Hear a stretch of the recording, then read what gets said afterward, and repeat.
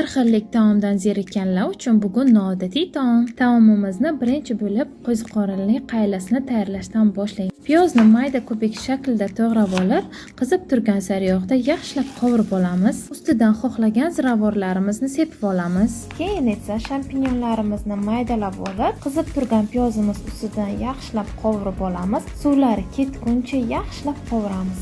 Qaylamiz xushbo'y hid berishini xohlasanglar, quritilgan yalpiz yoki rayhon solishlaringiz mumkin. Endi esa tovug'imizni lahm joyini somoncha qilib bir xil qilib kesib olamiz.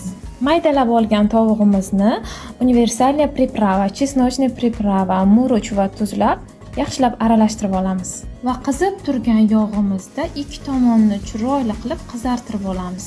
Qizargandan keyin bir osh qoshiq soyani sovib olib, 10 daqiqaga dimlab qo'yamiz. Ungacha ovqatimizni garnir bo'lgan kartoshkalardan chiroyli va mazali qilib pyure taxlab olamiz. Endi esa suvlari qochishga ulgurgan qaylamizga birozgina sut va qovurib olgan tovuqchalarimizni sovib olib 10 daqiqaga dimlab qo'yamiz. Ovqatimiz tayyor, faqatgina slivkasi qoldi xolos. Slivkani ham sovib olib, gazni tagini o'chiramiz.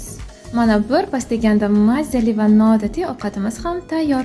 Xohishga ko'ra likopchalarga suzib, maza qilib oila davrasida tanovul qilamiz. Albatta, bunaqa taom uchun bitta yurakchani ayamaysizlar degan umiddaman.